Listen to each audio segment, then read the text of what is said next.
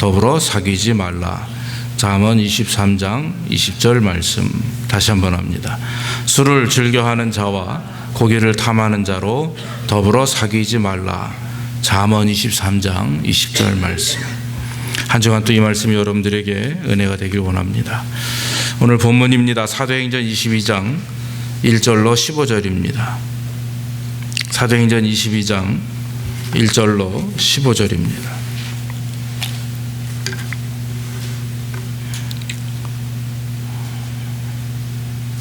부형들아, 내가 지금 너희 앞에서 변명하는 말을 들으라 하더라. 저희가 그 히브리 방언으로 말함을 듣고 더욱 종용한지라. 이어 가로되, 나는 유대인으로 길리기아 다수에서 났고 이 성에서 자라 가말리엘의 문화에서 우리 조상들의 율법에 엄한 교육을 받았고 오늘 너희 모든 사람처럼 하나님께 대하여 열심하는 자라. 내가 이도를 핍박하여 사람을 죽이기까지 하고 남녀를 결박하여 옥에 넘겼노니 이에 대제사장과 모든 장로들이 내 증인이라. 또 내가 저희에게서 다메섹 형제들에게 가는 공문을 받아 가지고 거기 있는 자들로 결박하여 예루살렘으로 끌어다가 형벌받게 하려고 가더니 가는데 다메섹에 가까웠을 때 오종쯤 되어 호련히 하늘로서 큰 빛이 나를 둘러 비치매 내가 땅에 엎드러져 들으니 소리 있어 가로되, 사울아 사울아, 내가 왜 나를 핍박하느냐 하시거늘 내가 대답하되 주여 니시니까 하니 가라사대, 나는 내가 핍박하는 나사렛 예수라 하시더라. 나와 함께 있는 사람들이 빛은 보면서도 나더러 말하시는 이의 소리는 듣지 못하더라. 내가 가로되 주여 무엇을 하리이까? 주께서 가라사대, 일어나 다메섹으로 들어가라. 정한 바 너의 모든 행할 것을 거기서 누가 이르리라 하시거늘 나는 그 빛의 광채를 인하여 볼 수 없게 되었으므로 나와 함께 있는 사람들의 손에 끌려 다메섹에 들어갔노라. 율법에 의하면 경건한 사람으로 거기 사는 모든 유대인들에게 칭찬을 듣는 아나니아라 하는 이가 내게와 곁에 서서 말하되, 형제 사울아 다시 보라 하거늘 즉시 그를 쳐다보았노라. 그가 또 가로되, 우리 조상들의 하나님이 너를 택하여 너로 하여금 자기 뜻을 알게 하시며 저 의인을 보게 하시고 그 입에서 나오는 음성을 듣게 하셨으니 내가 그를 위하여 모든 사람 앞에서 너를 보고 들은 것의 증인이 되리라. 아멘. 오늘은 하나님이 너를 택하여 라고 하는 그 14절 말씀에 있는 그 말씀을 그대로 제목을 삼고 말씀을 드리기를 원합니다. 오늘 본문에서 바울은 그 로마의 군대 장관 즉 천부장과 이스라엘의 많은 백성들 앞에서 그 자기가 어떻게 예수님을 만났는지 간증하는 모습이 기록이 되어져 있습니다. 특별히 사도로서 처음으로 예수님을 생전에 만나보지 못했던 그런 사람 바울이 하나님의 은혜를 통해서 다메섹 도상에서 예수님을 만납니다. 그 예수님은 부활 승천하신 예수님입니다. 그 예수님의 음성을 듣고 그리고 나서는 말에서 떨어져 잠시 앞을 못 보다가 결국 아나니아라고 하는 그런 제자를 통해 이렇게 케어받고 또 주님 앞에 그 사명을 감당하는 모습이 1절에서 15절까지 기록이 되어져 있습니다. 변화된 사람이다 그러면 아마 우리는 바울을 생각할 것입니다. 변화된 사람, 이 변화라고 하는 것은 두 가지 의미가 있다고 합니다. 변화는 급진적으로 갑자기 변화되는 사람도 있고 반면에 점차적으로 한순간 한 단계 한순간씩 변화되는 사람이 있습니다. 그러나 오늘 성경에 보면 갑자기 주님을 만나 변화된 그런 사도 바울의 모습을 우리에게 설명하고 있는 것입니다. 이 바울의 회심은 특별히 많은 성도들에게 큰 은혜를 줍니다. 히브리인으로서 유대교의 정통교육을 받은 자고 또 로마 시민권을 받은 사람입니다. 심지어는 예수 그리스도를 믿는 사람들을 잡아오게 가두고 또 모여있다라고 하는 곳에 쫓아가서 그들을 결박해서 사자밥이 되게 하고 또 옥에 가두는 일들, 심지어는 죽이기까지 했다 이렇게 말을 합니다. 이와 같이 이 그 바울이라고 하는 자, 즉 사울은 굉장히 제자들과 성도들에게 큰 두려움의 존재였던 것입니다. 그런데 예수 그리스도의 음성을 들은 사울은 그만 그 자리에서 변화되고 또 하나님의 종으로서 또 하나님의 사도로서 큰 은혜를 경험하게 되었다라고 하는 것입니다. 사울은 분명히 하나님의 택하심을 입은 하나님의 사람입니다. 그래서 사울이 변해서 바울이 됐고, 이 바울의 변화는 오늘날 하나님을 섬기는 모든 성도들에게 귀한 은혜가 되는 것을 우리가 알 수가 있는 것입니다. 예수 그리스도를 믿는 사람은 변화된 사람입니다. 거듭난 사람은 변화된 사람입니다. 여러분, 예수 믿고 거듭났다 한다고 하는 것은 그것은 변화되었다라고 하는 말과 같은 말입니다. 예수 그리스도를 마음속에 모신 사람은 생명이 있는 자입니다. 생명이 있는 자는 성장하고 변화될 수밖에 없습니다. 내가 예수를 믿는 지 1년이 됐고 5년이 됐고 10년이 됐는데 내 삶에 변화가 없다. 그 변화라고 하는 것, 어떤 삶의 경제적인 어떤 건강 이런 겉으로 드러나는 것이 아니라 내 영적 중심에, 내 마음 중심에 변화가 없다라고 하는 것은 그 사람은 아직 예수를 마음속에 모시고 있는 사람이 아니라고 하는 것입니다. 진짜 그 마음에 예수를 모시고 거듭난 사람은 변화됩니다. 변화되지 않고서는 백일 수가 없습니다. 왜냐하면 예수님은 생명이시기 때문에 그렇습니다. 오늘 성경에 바울은 자기가 예수를 만난 이후에 변화된 모습을 간증합니다. 가장 중요한 것은 바울은 하나님의 말씀 앞에 조용히 머리 숙였다라고 하는 것입니다. 변화된 성도의 가장 첫 번째 증거는 하나님의 말씀을 들을 줄 아는 것입니다. 하나님의 말씀을 들을 줄 알기 때문에 자기가 할 말을 다 뒤로 넘깁니다. 입 다물고 하나님이 하시는 말씀을 듣습니다. 예수님도 평소에 말씀을 합니다. 귀 있는 자들은 들을지어다. 그 말은 굉장히 중요한 말씀입니다. 들을 귀가 있는 자들만이 들을 수가 있다라고 하는 것입니다. 들을 귀가 없는 자가 있습니다. 귀는 있으되 들을 수 없는 사람들이 있습니다. 그러나 하나님을 믿고 예수 그리스도를 마음속에 구주로 섬기고 거듭난 사람들은 영적 들을 귀가 있습니다. 하나님과 같은 코드로 연결되어 있기 때문에 그 하나님의 말씀을 들을 수가 있다라고 하는 것입니다. 듣지 못하면 성장하지 않습니다. 듣지 못하고 심겨지지 않으면 싹이 날 수가 없다라고 하는 것입니다. 여러분, 잘 듣는다는 말은 믿음을 갖게 되는 복을 얻게 되는 것입니다.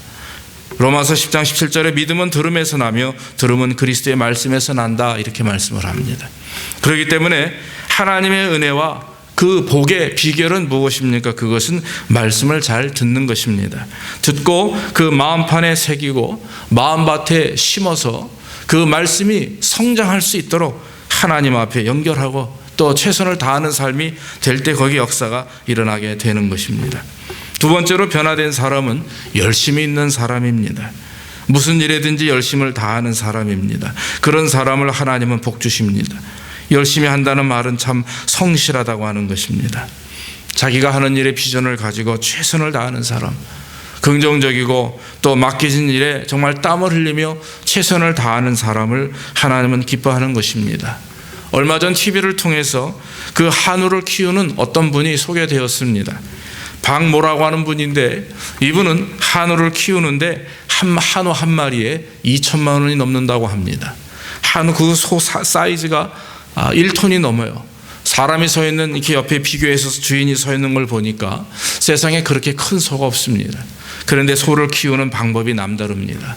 아침마다 음악을 틀어줍니다. 그리고 심지어는 들깨 줄기라든지 이런 것을 그 먹이통 바깥에 뒀습니다.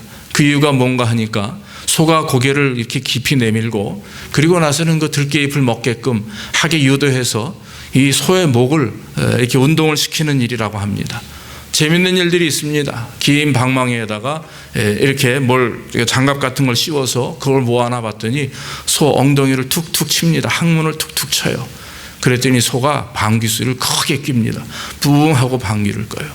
왜 그러냐 그랬더니 이 잘 먹고 잘 싸는 소가 건강하다라고 하는 거죠.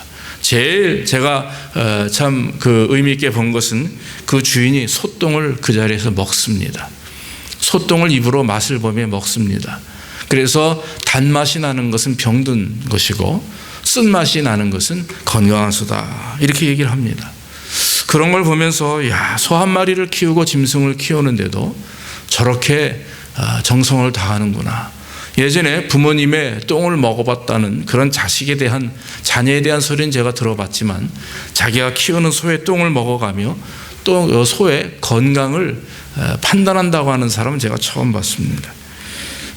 하물며 우리가 하나님을 믿는 백성들이, 하나님을 믿는 사람들이 자기에게 맡겨진 일을 최선을 다하는 것, 그것은 참으로 귀한 일이고 마땅히 해야 될 바라고 하는 것입니다.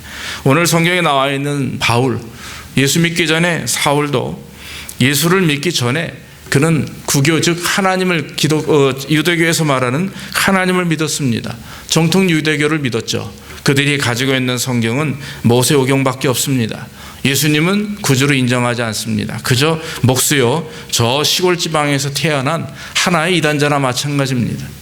그러한 그때 사울은 열심히 참 자기가 믿는 그 유대교에 충성을 다했던 사람입니다.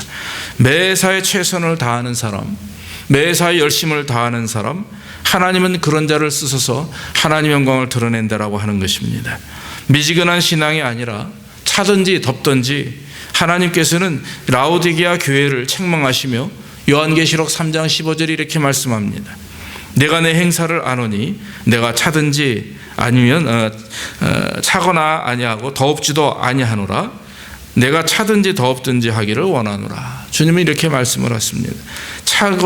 차든지 덥든지 미지근한 신앙은 하나님이 기뻐하지 않는다라고 하는 것입니다. 사랑하는 성도 여러분, 우리가 예수를 믿고 하나님을 섬길 때 중요한 것은 최선을 다하는 것입니다. 우리가 하나님 앞에 영광을 돌리는 것, 그것이 하나님을 섬기는 일입니다. 세 번째로 변화된 자는 엎드릴 줄 알아야 된다고 하는 것입니다. 바울이 주님의 음성을 들었을 때 납작 엎드렸다라고 7절에 말씀합니다. 변화된다는 말의 의미 속에는 내가 믿고 의지하는 모든 것들을 내려놓았다라고 하는 것입니다.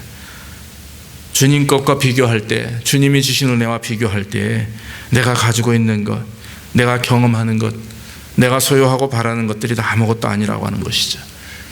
변화라고 하는 것은 정말 주님 앞에 나는 항복했고 굴복한다라고 하는 그런 마음을 가진 자들만이 변화될 수가 있다라고 하는 것입니다. 구약에 있는 많은 하나님의 사람들이 하나님 앞에 기도할 때 두 손을 들고 기도하기도 합니다. 양쪽 무릎에 자기의 머리를 거기다 정말 이렇게 끼고 엎드려서 기도하는 모습도 있습니다. 또 배를 또 가슴을 땅에다 대고 납작 엎드려 팔을 벌려서 하나님 앞에 기도하는 모습도 있습니다. 그것은 무엇을 의미합니까? 엎드린다라고 하는 것은 굴복한다라고 하는 것입니다. 하나님 앞에 전적으로 굴복하고 항복하는 것입니다. 그러므로 내 모든 것을 다 주님 앞에 내려놓고 내가 주님 앞에 엎드려 예배하고 기도하며 항복한다고 하는 것. 그래서 여러분, 거듭나 하나님의 은혜를 경험한 자들은 엎드릴 줄 아는 것입니다. 엎드릴 때는 나의 작고 연약한 모든 부분까지도 다 인정하고 하나님 앞에 기도하는 것입니다. 베드로가 물 위를 걷다가 물에 빠지는 경험을 합니다. 주의 말씀 의지해서 물 위를 걸었지만 시커먼 그런 파도를 바라보며 베드로는 두려움에 휩싸입니다. 그리고 나서는 물에 빠졌을 때 주님은 믿음이 적은 자여 어찌하여 네가 의심하느냐 책망하십니다. 또 베드로가 처음에 주님을 만났을 때 밤새 고기를 잡으려고 노력했지만 한 마리 잡지 못했습니다. 그때 예수님은 베드로에게 나와서 깊은 데로 가 그물을 내리라 그랬습니다. 내렸다가 거두었더니 너무나 많은 고기들이 잡혔다라고 하는 거죠. 그때 베드로는 주님 앞에 주님, 저는 죄인입니다. 저를 떠나시옵소서 이렇게 고백했습니다. 내 나약함과 나의 부족함을 깨닫는 자, 즉 거듭나 변화되어 날마다 하나님의 은혜를 통해서 또 주님의 말씀을 통해서 내 자신을 발견하고 나의 부족함을 발견하는 자들만이 진심으로 주님 앞에 엎드릴 수가 있다라고 하는 것입니다. 모세는 항상 하나님 앞에 엎드렸던 사람입니다. 위기를 당할 때마다 또 공격을 당할 때마다 또한 큰 일을 당할 때마다 모세는 하나님 앞에 엎드린 사람입니다. 사랑하는 성도 여러분, 우리가 하나님께 엎드린다라고 하는 것, 그것은 우리 자신을 다 주 앞에 내려놓음을 말합니다. 기도하는 것입니다. 또 하나님을 의지하는 것입니다. 철저하게 거듭난 자는, 변화된 자는 하나님을 의지함으로 내가 가지고 있는 모든 것 다 주께 내려놓고 주님 앞에 엎드려 주께서 원하시는 대로, 인도하시는 대로 순종하는 자가 되는 것입니다. 또한 네 번째로 변화된 자는 예수의 증인이 된다고 성경은 말합니다. 15절 말씀에 내가 그를 위하여 모든 사람 앞에서 너의 보고 들은 것의 증인이 되리라 이렇게 말씀을 했습니다. 여러분, 증인의 삶을 사는 것, 그것은 변화된 자의 가장 마지막 중요한 일입니다. 정말 평생을 통해서 저와 여러분들이 증인의 삶을 살아야 되는 것입니다. 사도행전 1장 8절에 성령이 너에게 임하시면 너희가 권능을 받고 온 유대와 예루살렘과 사마리아 땅 끝까지 이르러 내 증인이 되라. 이렇게 주님은 명령하셨습니다. 권능을 받는다고 하는 것, 성령의 은혜를 받는 것입니다. 변화되어서 하나님의 말씀을 따라 순종하는 것입니다. 하나님의 능력으로 또한 믿음을 통해서 전진해 나가고 증거하는 일을 말합니다. 성경은 말합니다. 무엇을 말할지 두려워하지 말고 걱정하지 말아라. 주께서 그때가 되면 성령께서 다 말할 수 있도록 하나님이 역사하신다. 분명히 제자들을 내보내시며 주님은 그렇게 말씀하셨다라고 하는 것입니다. 우리가 평소에 하나님과 깊은 영적 교제를 통해서 성령 충만하게 될 때 우리는 영혼들을 향하여 불쌍한 마음을 가지고 그들에게 복음을 증거할 수가 있다라고 하는 것입니다. 내가 알고 있는 지식이 아닙니다. 어떤 교육을 받고 어떤 일들을 경험하느냐가 아니라 가장 중요한 것은 성령 충만하여 영혼을 바라보는 우리의 시각과 시선이 정말 그리스도의 사랑과 마음을 가지고 영혼들을 바라볼 때 우리는 정말 그들에게 복음을 증거하지 않고서는 배길 수 없는 그런 영적인 열정을 갖게 된다라고 하는 것입니다. 사랑하는 성도 여러분, 변화된 자는 먼저 하나님의 성령의 은혜가 있어야 되고 그런 성령의 은혜를 경험한 자들만이 그리스도의 증인으로 그 주님을 증거할 수가 있는 삶이 된다라고 하는 것입니다. 이렇게 오늘 바울은 자기 자신을 돌이켜보며 변화된 성도들이 어떤 특징을 가지고 있는지를 말씀합니다. 그러면서 오늘 14절에서 15절에 말씀하는 것은 그것은 바로 이런 변화된 성도들에게 주시는 하나님의 은혜입니다. 그 첫 번째 은혜는 하나님의 뜻을 안다라고 말합니다. 우리 조상들의 하나님이 너를 택하여 너로 하여금 자기 뜻을 알게 하시며, 하나님 앞에 변화되어 하나님의 자녀가 된 사람들에게는 하나님이 그 뜻을 알도록 인도해 주신다고 성경은 말합니다. 사랑하는 성도 여러분, 택함받은 하나님의 자녀들에게 있어서 축복이 무엇입니까? 그것은 아버지의 뜻을 아는 것입니다. 자식이 부모님에게 얻을 수 있는 가장 큰 그런 은혜는 바로 부모님과 교제할 수 있다라고 하는 것, 부모님의 자식이 되었다라고 하는 것, 부모님의 마음을 알고 깨달을 수 있다라고 하는 것입니다. 다시 말해서 우리가 하나님의 자녀가 되었다라고 하는 말은 하나님의 뜻을 우리가 충분히 알 수 있도록 하나님은 우리에게 은혜를 주신다라고 하는 거죠. 성령의 깨닫는 은혜를 주십니다. 하나님께서 무엇을 말하고 무엇을 의미하는지를 우리는 성경 말씀을 통해서 얼마든지, 또 기도 가운데 얼마든지, 성령을 통해서 얼마든지 알 수가 있다라고 하는 것입니다. 시편 40장 8절에 나의 하나님이여 내가 주의 뜻 행하리를 즐기오니 주의 법이 나의 심중에 있나이다 그랬습니다. 다윗은 주의 뜻을 행하기를 즐거워했다 했습니다. 그 말은 주의 뜻이 무엇입니까? 주의 법이 내 심중에 있나이다. 주의 법, 주의 말씀입니다. 하나님의 말씀이 늘 그 다윗의 마음속에 심겨져 있기 때문에 그 다윗은 그 말씀을 따라 순종하기를 즐거워했다라고 하는 것입니다. 그러므로 주의 뜻을 행한다고 하는 것은 바로 주의 말씀을 행하는 것입니다. 로마서 12장 2절 말씀에 너희는 이 세대를 본받지 말고 오직 마음을 새롭게 함으로 변화를 받아 하나님의 선하시고 기뻐하시고 온전하신 뜻이 무엇인지 분별하도록 하라 이렇게 말씀을 하셨습니다. 그러면서 바울은 저 데살로니가 교회를 향해서 4장 3절로 7절에 말하기를 하나님의 뜻은 이것이니 너희의 거룩함이라 곧 음란을 버리고 각각 거룩함과 존귀함으로 자기의 안에 취할 줄 알고 하나님을 모르는 이방인과 같이 세욕을 쫓지 말라 그렇게 말을 합니다. 그러면서 하나님을 믿는 성도들의 하나님의 뜻을 순종하는 것은 바로 거룩함이요, 그리고 하나님이 기뻐하시는 성도의 모습으로 말씀 따라 살아가는 것을 하나님의 뜻에 순종한다라고 이렇게 성경은 말씀하고 있는 것입니다. 데살로니가전서 5장 16절로 18절 그 말씀에 항상 기뻐하라, 쉬지 말고 기도하라, 범사에 감사하라. 이는 그리스도 예수 안에서 너희를 향하신 하나님의 뜻이니라 성경이 이렇게 말씀하고 있습니다. 그러므로 사랑하는 성도 여러분, 하나님의 뜻을 안다라고 하는 것은 하나님의 말씀을 알고 그 말씀을 따라 순종할 때에 하나님의 뜻을 알 수가 있다라고 하는 것입니다. 우리가 종종 어떤 일을 경험할 때에 잘 선택할 수 없는 상황이 될 때 어떤 것을 선택해야 될지 모를 경우가 있죠. 그럴 때 하나님의 뜻이 과연 무엇인가 이렇게 고민하고 또 생각할 때가 있습니다.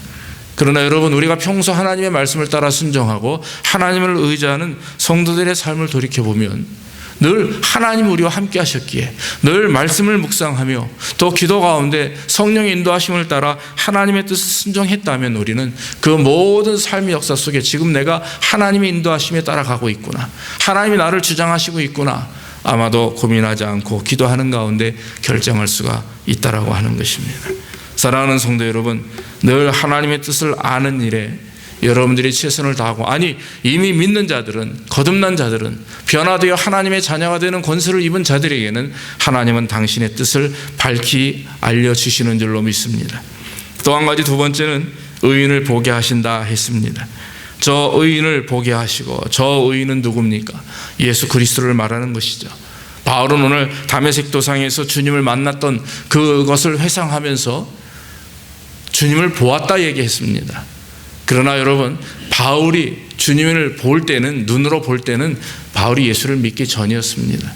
그러나 바울이 주님을 만났기 때문에 바울은 주님을 보았다라고 이렇게 말씀합니다. 사랑하는 성도 여러분, 우리가 주님을 보았다, 주님을 만났다, 그 말은 무엇입니까? 바로 우리가 주님을 영접하고 예수 그리스도의 말씀을 통해서 또 주님 주시는 은혜를 통해서 우리의 마음에 성령이 충만하며 감동과 기쁨이 있을 때 우리는 주님을 만났음을 고백하게 되는 것입니다. 바울은 고린도전서 15장 3절 이후에 처음에 예수님께서 부활하신 후에 게바와 500의 형제들과 야고보와 또 사도들과 그리고 맨 나중에 만삭되지 못한 자기에게도, 부족한 자기에게도 주님이 나타나셨다, 이렇게 고백을 하고 있는 것입니다. 사랑하는 성도 여러분, 우리는 다 주님을 만나야 됩니다.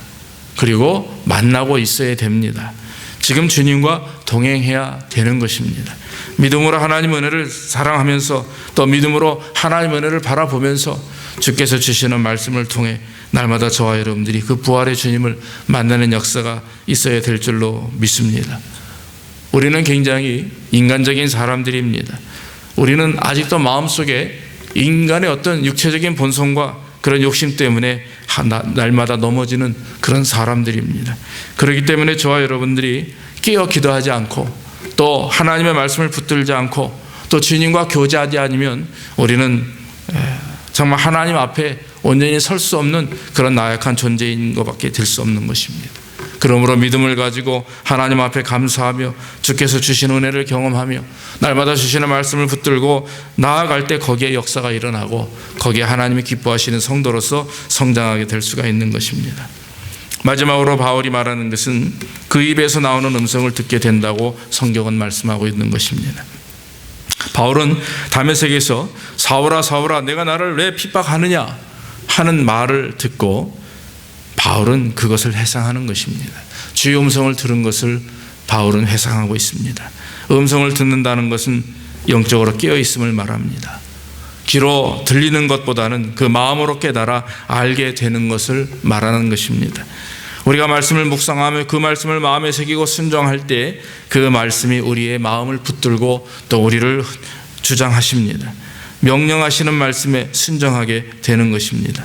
그러므로 우리가 음성을 듣는다고 하는 것은 하나님의 뜻을 분별할 수 있는 것을 의미하는 것입니다. 아브라함이 하나님에게 말씀을 듣습니다.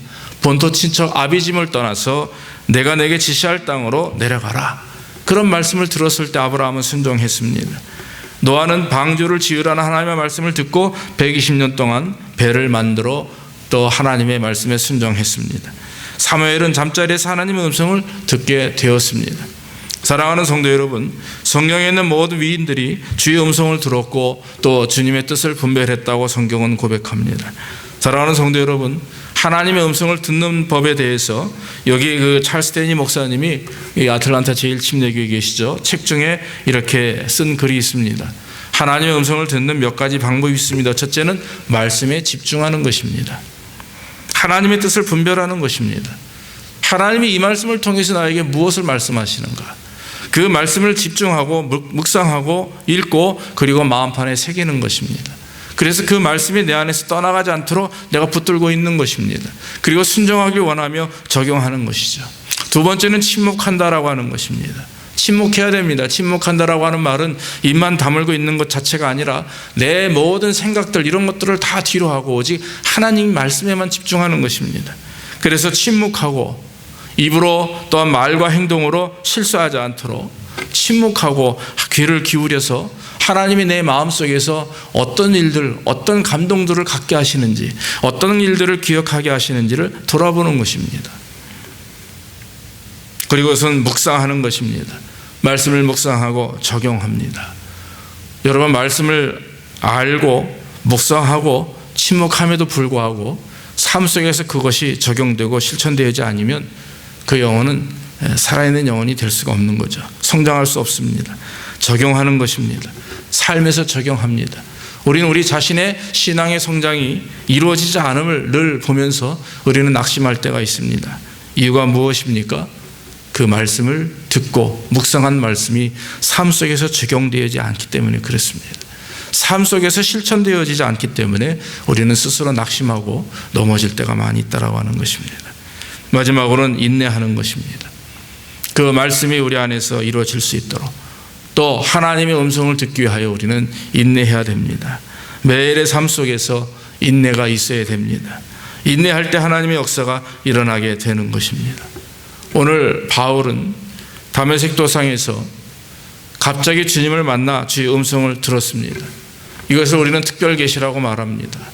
오늘날 특별 계시가 있다 없다 많이 주장들 합니다. 그러나 여러분, 이미 성경을 우리에게 주신 하나님, 이미 기록된 말씀을 우리에게 주셨기 때문에 우리는 어떤 다른 귀로 듣고 눈으로 보고 하는 어떤 신비한 체험이나 이런 것들을 간구하기보다 먼저 하나님의 말씀을 깊이 묵상하고 집중하고 침묵하고 적용하고 또 인내하는 가운데 그 말씀을 통해서 주시는 그 말씀 가운데 역사하시는 하나님의 은혜를 사모하는 것, 그것이 하나님 우리를 향하신 가장 귀한 것이라 저는 확신하는 것입니다. 사랑하는 성도 여러분, 이와 같이 하나님의 자녀가 된 자들에게 하나님은 여러 가지 특징을 주십니다. 그 특징은 바로 하나님의 말씀 앞에 침묵하는 것입니다. 열심을 다하는 일입니다. 또 하나님 앞에 변화되어 엎드릴 줄 아는 자들입니다. 증인이 되는 삶을 사는 것이 하나님이 기뻐하는 성도라고 했습니다. 이러한 성도들에게 하나님은 복을 주시는데 하나님의 뜻을 알게 되는 것입니다. 무엇을 간구하든 무엇을 기도하든 아니 하나님께서 우리에게 원하시는 뜻이 무엇인지 분별할 수 있는 은혜를 주시는 것입니다. 그리고 보게 하십니다. 예수 그리스도를 보게 하시고 만나게 하시고 경험케 하심으로 우리가 무엇이 부족한지 무엇을 따라야 될지를 우리 주님께서 우리에게 말씀해 주십니다. 또한 하나님의 음성을 듣게 하시는 것입니다. 성령께서 세미한 음성으로 우리에게 말씀하시고 우리의 양심과 우리의 감동 속에서 역사하시는 그 하나님의 은혜, 또 하나님의 말씀을 묵상할 때마다 깨닫게 하시는 능력을 통해서 우리의 부족함과 나약함이 드러나고 나아가 그 하나님이 우리에게 원하시는 것이 무엇인지를 깨달아 분별할 수 있는 은혜, 그런 은혜를 하나님은 오늘날 거듭나 변화된 성도들 저와 여러분들에게 주시고 계심을 우리는 믿게 되는 것입니다. 그러므로 모쪼록 우리를 자녀 삼으시고 또 거듭나게 하시고 변화시켜신 그 주님의 은혜를 생각하면서 저와 여러분들이 이제는 하나님의 뜻을 분별하고 우리의 나약함과 부족함을 고백하면서 날마다 주님이 기뻐하시고 원하시는 뜻 따라 순종해 나가는 삶이 될 때 거기에 우리 교회와 우리 성도들이 평생 앞으로 주님 앞에 영광을 돌리며 살아가는 삶의 기쁨을 경험하게 되는 것입니다. 모쪼록 이러한 축복과 은혜가 저와 여러분들에게 넘치기를 주의 이름으로 축원합니다. 기도하겠습니다. 아버지 하나님 감사합니다. 오늘도 부족한 저희들 하나님 주 앞에 예배하게 하시고 영광 돌리게 하시니 하나님 감사합니다.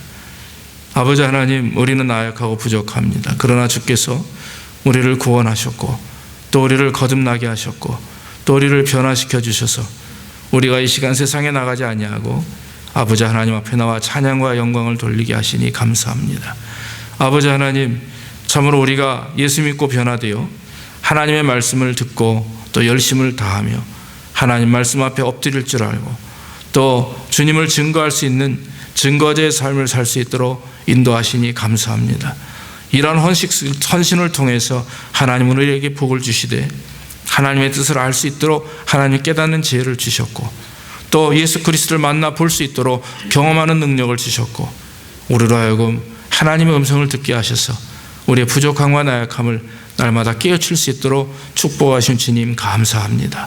이러한 성령의 은혜가 우리 안에 날마다 더 강하게 역사할 수 있도록 인도해 주옵소서. 이제는 성령의 은혜가 없으면 우리가 하루도 살 수 없는 부족한 사람인 줄로 믿사오니 이 어지럽고 혼탁한 세대 속에서 우리가 성령 충만하여 성령의 은혜를 통해서 말씀을 깨닫고 말씀 따라 순종할 수 있는 능력의 은혜를 통해서 살아갈 수 있도록 주여 인도해 주시옵소서. 우리 교회를 하나님 불쌍히 여겨주시고 정말 아버지 하나님 앞에 더 납작 엎드려 하나님 은혜를 사모하며 아버지 하나님이여 참으로 인간의 욕심과 교만함을 내려놓고 하나님 앞에 나아갈 수 있는 우리 심령이 될 수 있도록 주여 인도해 주시옵소서. 우리 교회가 더 한마음으로 주 영광을 드러내게 하시고 거룩한 부흥이 있을 수 있도록 주께서 보좌관 종과 모든 성도들이 한마음으로 주님 앞에 무릎 꿇고 순종하는 역사가 있을 수 있도록 주여 인도해 주옵소서. 모든 걸 주님께 의지합니다. 하나님의 축복하심을 믿고 예수님의 이름으로 기도하옵나이다. 아멘. 우리 찬송가 356장 찬송하시면서 준비하신 예물 드리겠습니다.